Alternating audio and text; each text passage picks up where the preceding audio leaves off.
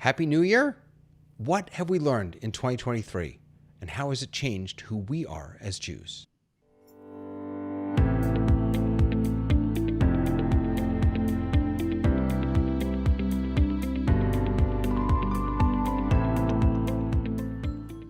Happy New Year!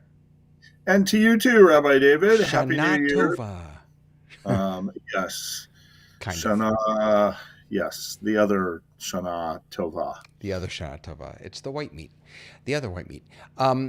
So you and I were talking about how we could mark 2024. And I really thought you had just this really beautiful and brilliant idea of how did this past year change us as Jews, Jewishly? Like what, not just what changed in the world, but how did it change us? That's the piece of your question that really stuck with me. So maybe we can sort of go back and forth, and if people are watching and they want to share some of their thoughts, even after we're done in the comments, by all means do. But do you want to throw out one Sure, thing? I'll throw out the opening gamut. The opening pitch.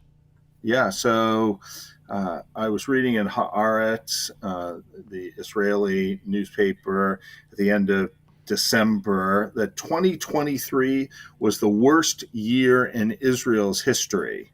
And we might think it's because of October 7th, but I think that we're here knowing a little bit of what you're going to say, and I know what I'm going to say, excuse me, to talk about some of the other remarkably significant events that happened even before the Hamas attack on Israel. Excuse me. So I will start by saying and suggesting that 2023 was a year that many American Jews looked at Israel in a new or different way. Our relationship with Israel was challenged and it was questioned, and it was affirmed and denied and maybe even strengthened. And I will start. I had a couple people say to me, I didn't realize how important Israel was to me. Yeah. And I think we are going to see that. It's going to be one of the last things that I share. But we got to start with the beginning of 2023, when the new Israeli government, the 37th, I believe, Knesset was formed. That was this year? It was actually, let's be clear. Sorry, it was last December 29th, 2022. Wow. So, yes, we could say it began this year. All right. Wow. Prime Minister Netanyahu, in the interest of returning to power, I will say, sold his soul to the far right to create the most right-wing government in Israeli history. I don't think I'm saying anything out of turn there. My snarkiness might be new, sneaking through just a little bit. Yeah. Yes, but the coalition involved individuals and parties that had in some way previously been pariahs or had been really on the fringe. And that coalition included 7 parties, not just Likud, but United. We'll group them together. So you've got the ultra-Orthodox of United Torah Judaism, Shas, Noam, Noam being a far-right ultra-Orthodox, with their main goal being to advance policies against LGBTQ rights. That's their main goal. Yeah, that is their basic. Depressing. Yeah. And then you have the religious Zionists, the far-right, ultra-nationalist, Jewish supremacist party that was led by Smotrich. And that government really challenged those of us who are liberal Jews to figure out how do we connect with Israel. And very quickly afterwards, so I think the new Israeli government would be my first one, and then I would add to that, because it happened very quickly, after that. And in the hands of that government, the whole judicial reform, the process, and the effort by the new government to pass laws that both weakened the Israeli Supreme Court and aggregated power to the government. Which, as I understand it, was just turned over, wasn't it? Or in a court case, Pieces, yes. pieces of it. And what I think is interesting about that is that this left an already weak system of checks and balances in Israel. Israel has very little checks and balances to basically to none. And a large percentage of Israelis understood that and saw the threat that this was posing, and they know that there needs to be changes made in the Supreme Court. I think many Israelis see that, but they don't trust the government to make those changes, and that they went out onto the streets and they started protesting.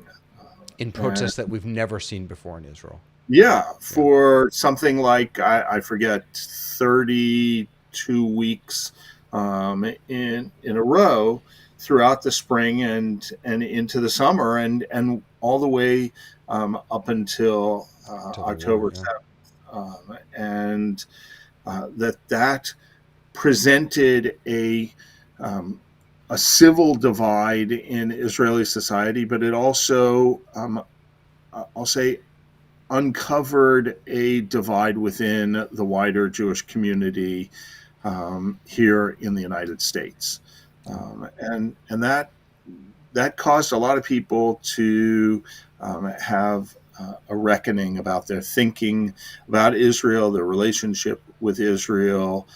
For some, it was a straw that broke the camel's back, and they left.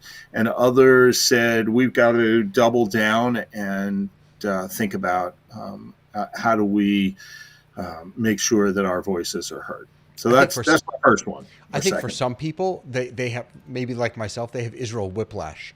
You know, that the first half of the year we were for these crazy right wing, whatever it's, and I'm done.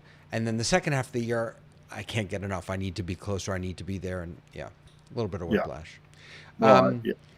So my first thing is so you got to cheat a little because the government was sworn on the 29th of December. So I'm going to cheat also, because my first thing didn't really start or even only happen in 2023, but it's the first year that I felt like we were truly post-COVID.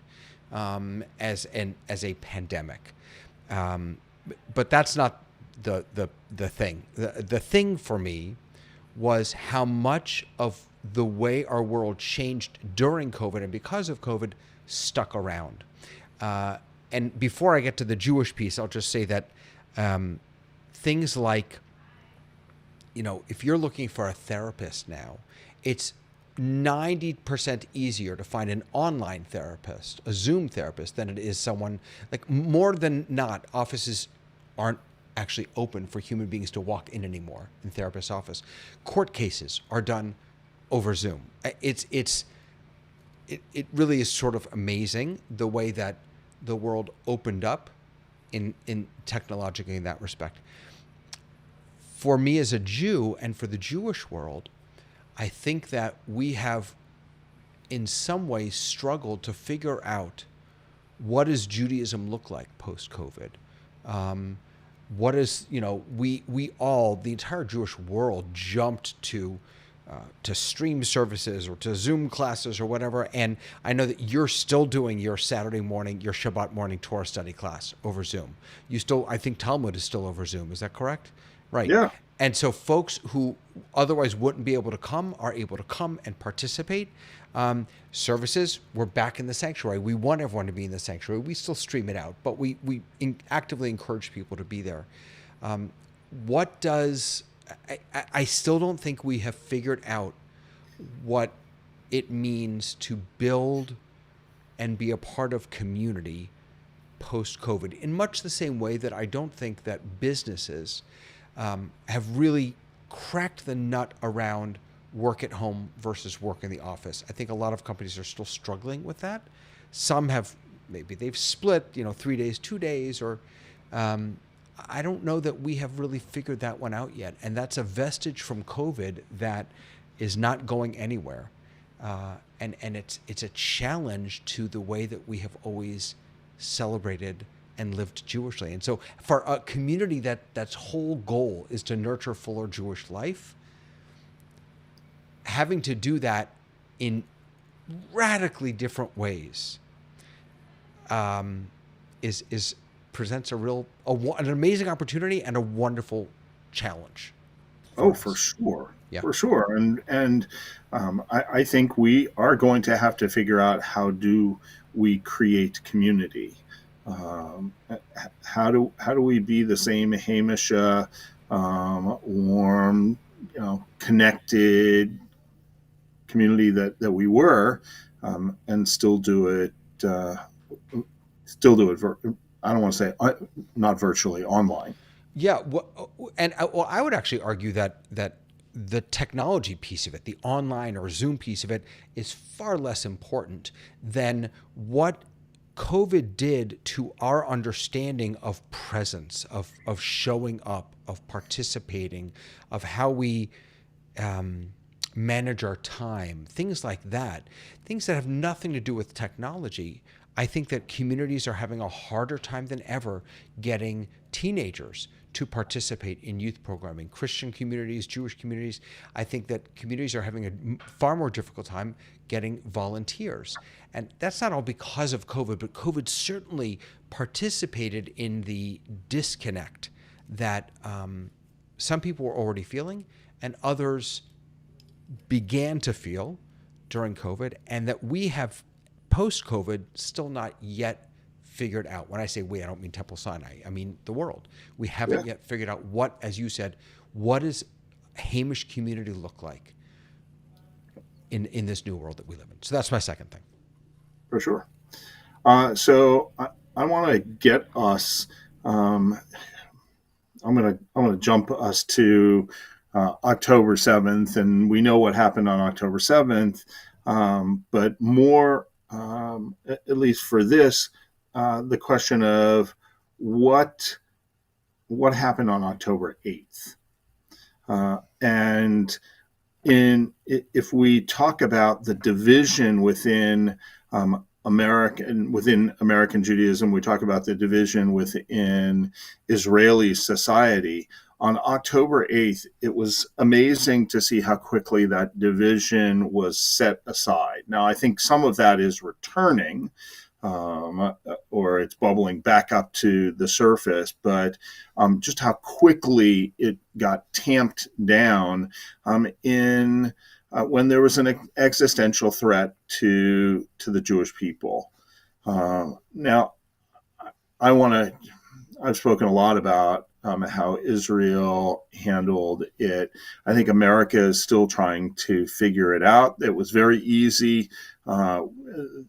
JFNA, Jewish Federations of North America, raised an insane amount of money, $250 million. I might be off by that, but just how quickly that was done, and I'm proud of that. But I do believe that, and we'll look at Israeli society, how they put all of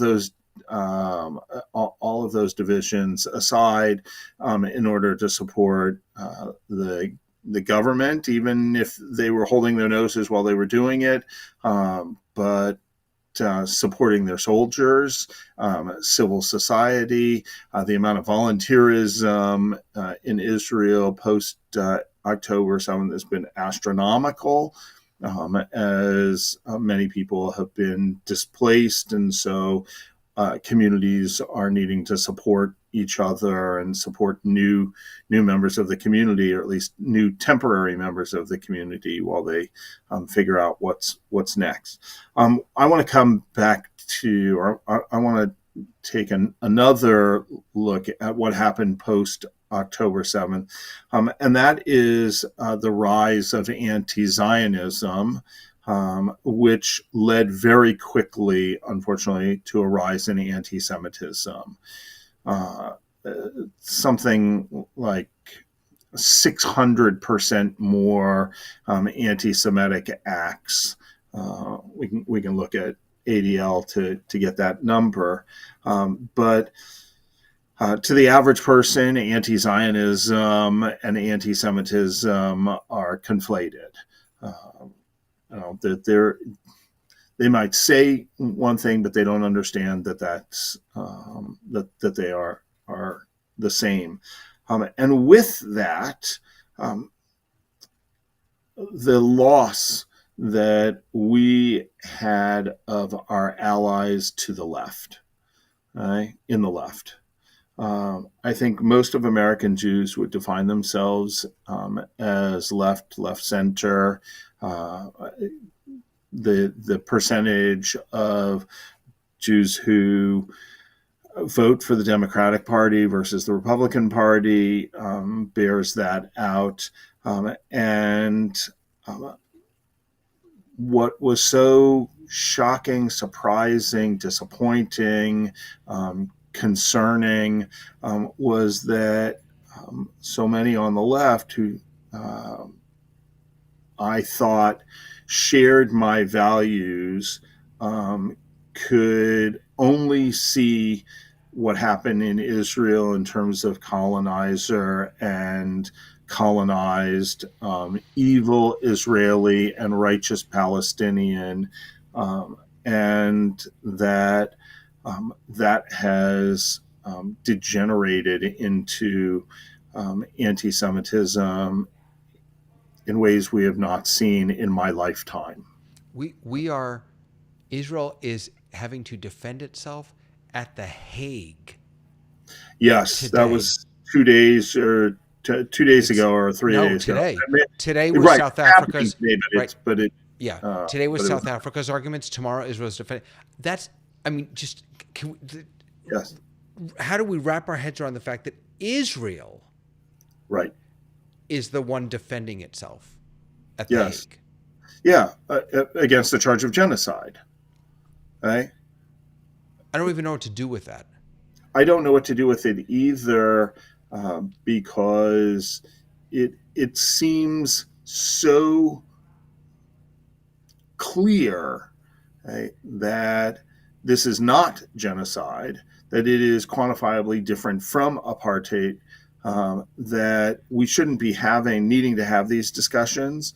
But in this day and age, I think with social media, just to be brought, just for the charges to be brought, is all that needs to happen for Israel to be hung out to dry. Yeah, right? They could win, quote unquote, this case, and it won't make the news, right? But it will, right? All of it, the charge and the trial will definitely make the news. Right. And just to be clear, I have no problem with people calling Israel to task, taking Israel to task for Agreed. the tactics they're using. Are they doing too much? Like, as far as I'm concerned, all that is up for debate. Fine.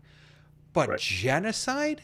I found myself being so frustrated with the terminology and the way people are throwing terms around. Genocide means something. Right. There is a definition. Okay. Now there are certain categories of there are certain definitions of genocide. Okay. And the problem that Israel is going to have is that there are some individuals, okay, within the government, okay, Right. who are calling for Yes. that. Agreed. That doesn't mean that uh, every country has their wackadoodles, right? But and just because the wackadoodle may be in the government does not mean that this is what's happening. Mark Okay. Regev was sorry. Mark Regev was asked about that the other day. Mark Regev is a senior advisor to Netanyahu. Mm-hmm. He was asked about these comments. Specifically, it was about, I think it was Smoltridge, who was talking about Yeah. moving the Gazans out of Gaza, and he said it was actually brilliant the way he handled it. He said, "You know what? I'm proud that they said that." He didn't use the word proud, but not because I agree with it. It's crazy. It's not the policy of our government. But this is the only country in our region where someone would be able to say something that is not the policy of the government. Right? That is proof positive that we are a democracy, that we value free speech, that we value different opinions. It's proof positive that we are flawed, but free. Right. And it was just a beautiful. It's not going to help, but it was a beautiful way of reframing something that, as you said, was really just ugly and wackadoodle. Right. And the fact that you said it's not going to help, that I Right. don't see how Israel is going to, even if they're able to um, produce a very legal and cogent uh, case, all right, that they're not going to get hung out to dry. Right. Well, I wish. in many ways, I would say they already have been hung out to Oh, of dry course. by, and so anti-Semitism was my next one also, because I have a dear Israeli friend who's lived in America for years, and she said that she has learned two things. She learned, number one, that our the enemies that we didn't think were an existential threat really are. We always knew Iran was. We didn't think Hamas was. We didn't think Hezbollah was necessarily. They were annoyances, but they weren't necessarily. But they are. They want to kill us. And second, everyone hates us. I have never felt real anti. I don't think I've ever felt real anti-Semitism. Maybe I've just been shielded my whole life because I was always at Scholl and I went to Brandeis University and I've led a very sheltered life. But holy moly, the world really hates us. Thank God for America and for our current government. That is, and this isn't a political statement. I think thank goodness, any American government would have been as supportive. But thank goodness. Yeah. I think it is triggered in many within our community a deep fear of our survival as Jews. Yes, When we 100%. watch pro-Palestinian protests as liberal individuals, and we see activists crossing the line from struggling for peace and for Palestinian rights into promoting a very hateful and dangerous anti-Jewish agenda. That Yeah, is, I would say there are Israelis who um, would uh, would protest to ensure the rights of uh, Palestinians living in Israel, right? For better support, right, for Palestinians. Now, that's a really hard thing to do yeah, because, right, any pro Palestinian, it's not just pro Palestinian, it has to be anti Israel. right. We have found ourselves in a. It is it is. I am finding it very hard to be a liberal Jew. Yes. Anymore. Yeah. Yeah. And so speaking of liberal, one of my other ones was I've always wondered. I loved going to college. I loved Brandeis University. I was president of Hillel. It was a great experience. I'm not sure I learned anything, but it was a great experience of growth. My daughters, I have one who finished college a few years ago. Another one was in college. I've always been a higher education guy. I always assumed. I've also questioned a little, and now, boy, I'm really not sure anymore.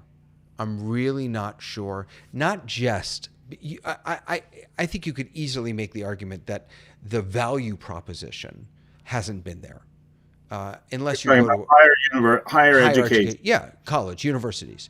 That unless you're going to medical school or law school, undergraduate studies, I'm not sure the value proposition is there. But more so than that, now I'm not sure that I trust these schools to keep our kids safe, to allow for, we talked before about free speech and constructive speech versus destructive speech. It was something that you brought to the table. And I'm not sure that I trust these universities anymore to promote constructive free speech. And Well, that's, as a Jew, is terrifying to me. higher education has lost its moral compass Yeah. when it comes to being a place where ideas can be challenged, thought through, debated, discussed. Right? There is an orthodoxy to ideas. Yeah. There's an orthodoxy to this is what you believe, not here's the entire spectrum of options. All right, let's think through them. Right? I don't know how I didn't see that before, because just to be clear, I buy in to most of those liberal ideas about which they haven't, like, I'm right there. I'm Me right too. there with them.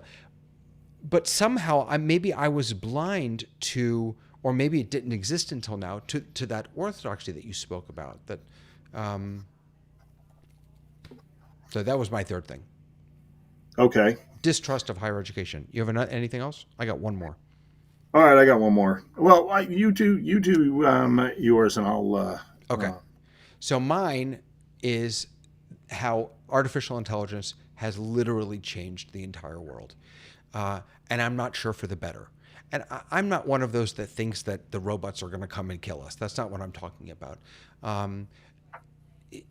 We have not even begun to see the impact on labor, the impact on the economy.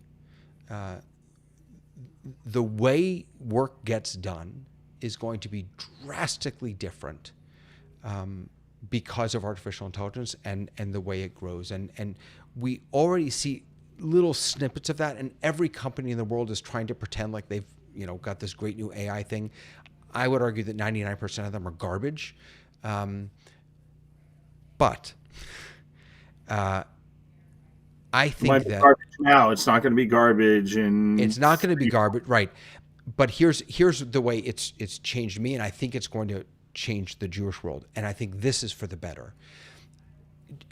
Artificial intelligence has reminded us again that the answers aren't nearly as important as the questions, because now we could always Google things, but now more than Google, you could just ask and it'll just tell you. It doesn't always get it right, of course, but go with me here. Most of the time, the answers, they're easy. They're just easy. But how you ask that question and how you apply the information that you're given, that's what's new. That's what we have to now really double down on and learn how to do well. And that is the oldest Jewish thing in the world. Asking really good questions, that is such a AI is about as Jewish as it gets, it seems to me, because it challenges us to focus on the arba kushiyot, the 4 questions, not on the 4 answers. And so I'm a little scared, but also really excited for the opportunity that provides us to be better thinkers, better questioners, better discoverers. yeah, but I think that I'm concerned that it is not going to create better questioners. I think we will become lazy, okay? Maybe. and that we will find ourselves unable to do things without it. And I'll give you just a non-Jewish, the non-Jewish example, which would be I remember I used to carry around maps in my Hmm. car. I actually had to, like, Triptychs. yeah. Well, Yeah. I mean, triptychs were dumbed down maps, but they made it a lot easier. Okay? Now, I see young people who don't have a sense of direction Right. because they've never developed They one. don't need to. They don't need one. To, all Right. right. So But why does it that's bother you? If you don't need a sense of direction anymore, then why spend time? Children don't need to know how to write cursive. Why would we spend time teaching them how to write cursive? because I think that there are muscles that we want to exercise in our brains. Right. Right? And so what I would argue is that we need a generation of really good AI teachers who find new ways to exercise those muscles, who really teach kids how to. I know we're running late. Quick example. So my daughter's in high school, right? And I went to back to school night, not because I wanted to. I had to. My wife was busy. I went to back to school night, and I went to one class. It was the technology class, and the teacher said they're going to spend the first semester on Excel, on spreadsheets. Now I use spreadsheets. I love spreadsheets, right? But you don't need a class to know how to use spreadsheets. You just ask ChatGPT to tell you what to do. I mean, I would have much rather them spent that semester talking about what kind of information can we glean from it? How can we use that information? What questions would a spreadsheet help us in? Like, it's that kind of more philosophical stuff. And we need teachers who teach us how to be better questioners so that like you said, we don't get lazy. Fair game on that Okay. one. All All right. right, Last word. last one. I think that uh, maybe this is more of a hope. Maybe this is my professional uh, desire. Is I think that there has been some evidence that Jews are starting to reclaim a sense of Jewish belonging. Right? When when you can't join, or when the wider society rejects you, you turn back. All right, and you hold things a little bit closer. Um, they may be having that sense of belonging forced on them, but prior to October 7th, maybe um, you know there was a question about are Jews leaving uh, the Jewish community, right? And now we see uh, signs of re-engagement that are, I'll call it, promising, right? Where kids are dafka, all the more so, wearing that Jewish star. Um, where they're showing up at Hillel events because they know that they can be with their people, right? That they're going to be accepted there, right? I think that they're showing it on social media. Uh, that it may be because of alienation, but I think that we can see uh, vestiges of a renewed commitment to Jewish life. All right, just look at 250,000 Jews showed up at the DC. march Yeah. for Israel in D.C. All right, and I don't put a lot of stock in just donations to Federation, but um, 250 million. yeah, but It's there's an not increase bad. there, and that's Yeah. and that's a statement of belief and solidarity and connection. Um, You, we you have know, to I, work I on I know it that. doesn't need to be said and it's obvious, but the extent to which everything that you and I thought about from 2023 really revolved around October 7th is stunning. I used to watch. I remember I used to watch tech podcasts and stuff like that. I feel guilty.